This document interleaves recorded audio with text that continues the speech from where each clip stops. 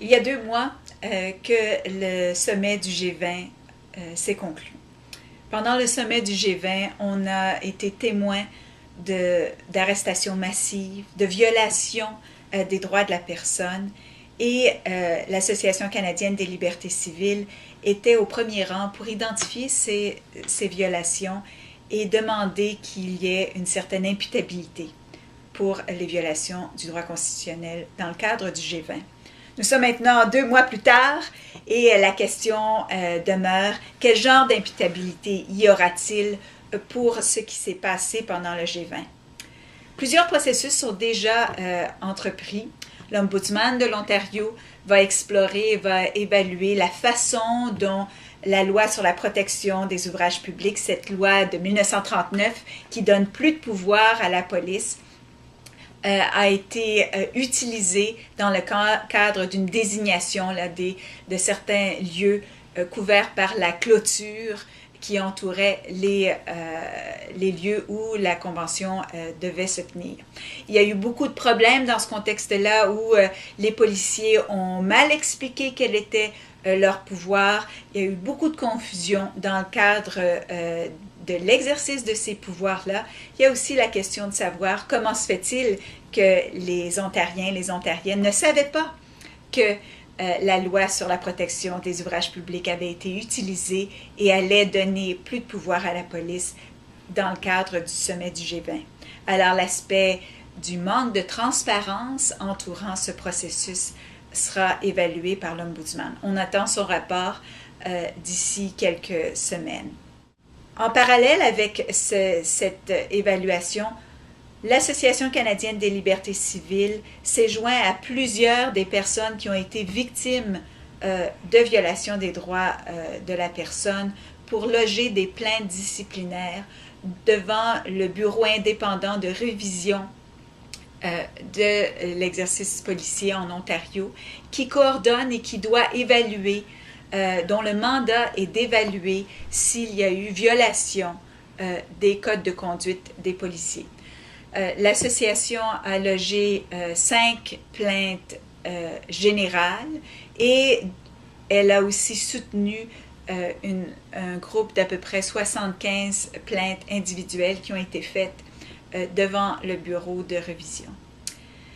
On sait maintenant que le bureau a décidé de faire une enquête plus générale, une enquête qui va donc permettre, on l'espère, de savoir ce qui s'est vraiment passé dans le cadre de l'organisation des services de police pendant le G20. Nous savons aussi qu'un recours collectif a été lancé et que possiblement d'autres recours seront aussi amenés pour réclamer des dommages-intérêts pour la violation des droits qui ont eu lieu. L'importance de ces recours, c'est la visibilité de ces recours, mais aussi la capacité pour les gens qui ont été victimes de recouvrer des dommages dans ce contexte-ci. Et c'est important en termes d'imputabilité parce que c'est là où le bas blesse. Ce qui est souvent inquiétant après des événements d'arrestation massive, c'est que le grand public oublie rapidement ce qui s'est passé et que rien ne se passe. Et ça ne permet pas de corriger le genre d'activité policière qui s'est tenue. Un recours en dommages-intérêts où la police doit payer pour avoir violé la Constitution canadienne permet au moins de soupçonner que dans l'avenir, lorsqu'il y aura des choix à faire, ils devront tenir compte du fait que de choisir de violer la loi entraîne des conséquences pécuniaires. Ils doivent donc être soumis à un régime qui les oblige à payer pour avoir violé la Constitution. C'est ce que nous espérons beaucoup. D'autres, nous continuons de penser que ces processus qui ont été mis de l'avant sont utiles, mais ne seront pas suffisants pour qu'on ait vraiment les réponses aux questions qui demeurent. Comment se fait-il qu'il n'y avait pas de policiers lorsque les actes de vandalisme ont eu lieu? Comment se fait-il que tout l'appareil policier était est demeuré autour des protestations.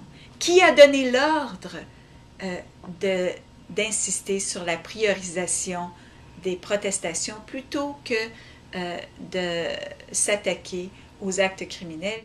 Comment se fait-il que tant de gens ont été arrêtés alors qu'il n'y avait aucune preuve contre eux et contre elles? Comment se fait-il que même 2 mois après, plusieurs personnes qui ont des accusations portées contre elles se sont fait dire « Il nous faut encore regarder les vidéos pour décider de vous communiquer la preuve. » Normalement, on s'attend à ce que la police ait des preuves avant de porter des accusations contre les personnes et non après, dans un cadre où ils ont déjà porté des accusations et cherchent maintenant la preuve pour les étoffer. Nous savons que la vérificatrice générale du Canada va enquêter sur le coût effarant des préparatifs pour la sécurité du G20.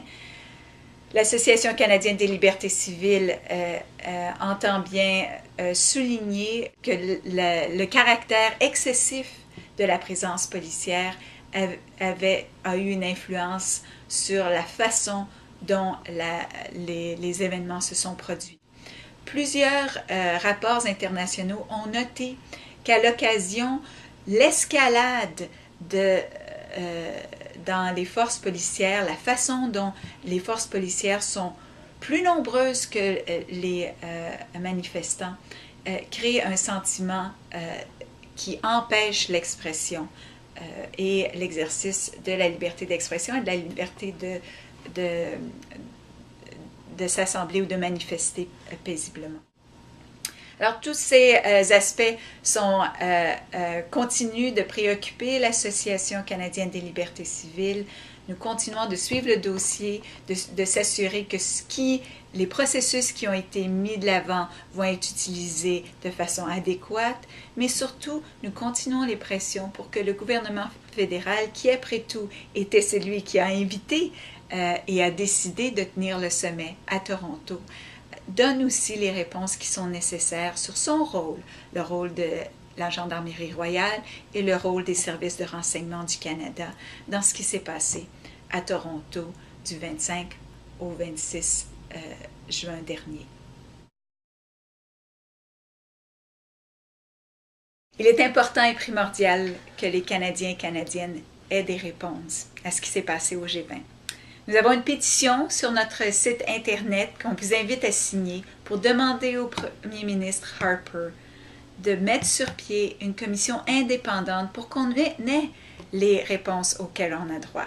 Alors, nous vous invitons à signer cette pétition. Nous avons déjà 4000 signatures. On attend d'en avoir 5000 avant de l'envoyer au Premier ministre et on s'attend à lui envoyer d'ici le début des séances parlementaires. Merci de votre appui.